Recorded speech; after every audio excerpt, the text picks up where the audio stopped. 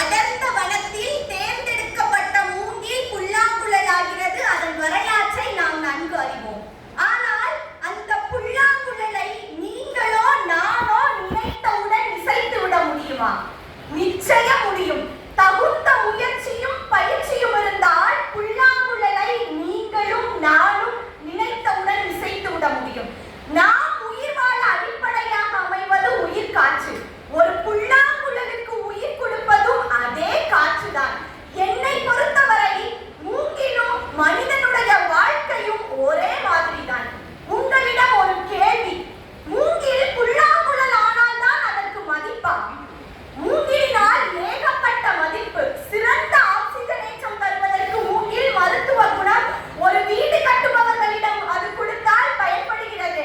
ஆக இங்கு அது மதிப்படுகிறது, ஆனால் மகத்துவம் வருவதில்லை. காரணம், எந்த பொருள் தன்னைத்தானே செதுக்கிக் கொள்கிறதோ அதற்குத்தான் மதிப்பு. அதே போலத்தான் நாமும் தன்னைத்தானே நற்பண்புகளால் செதுக்கிவிட வேண்டும். மூங்கில் இளம் பருவத்தில் தான் புல்லாங்குழலாக மாறுகிறது. 5இல் விளையாதது 50இல் விளையாது. இன்றைய இளைய தலைமுறையினருக்கு நான் கூற விரும்புவது, சிறந்த கல்வியோடு சேர்ந்த படைப்பாற்றல், அதைவிட மேன்மை ஒழுக்கம் போன்ற நேர்மறையான எண்ணங்களை வளர்த்துக் கொண்டால் தமிழகத்தில் இருக்கும், இல்லை இந்தியாவில் இருக்கும் ஒவ்வொரு மாணவனும் நிச்சயம் புல்லாங்குழலாக வடிவம் பெறுகிறார்கள்.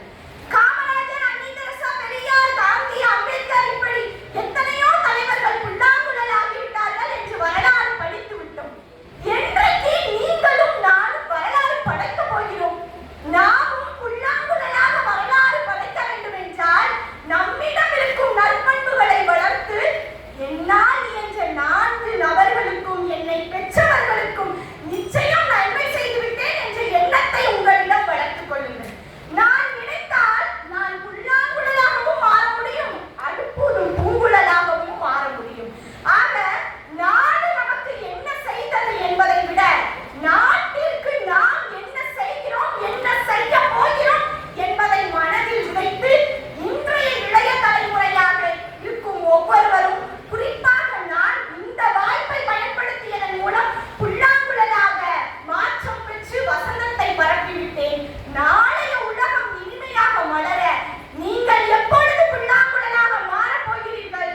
உங்களிடம் கையில் ஒப்படைத்து விட்டு நீங்கள் புல்லாங்குழலாக மாறுவதும் அடுப்பூதும் பூங்குழலாக மாறுவதும் உங்கள் கையில் தான் இருக்கிறது. வாய்ப்புகளை பயன்படுத்துங்கள்.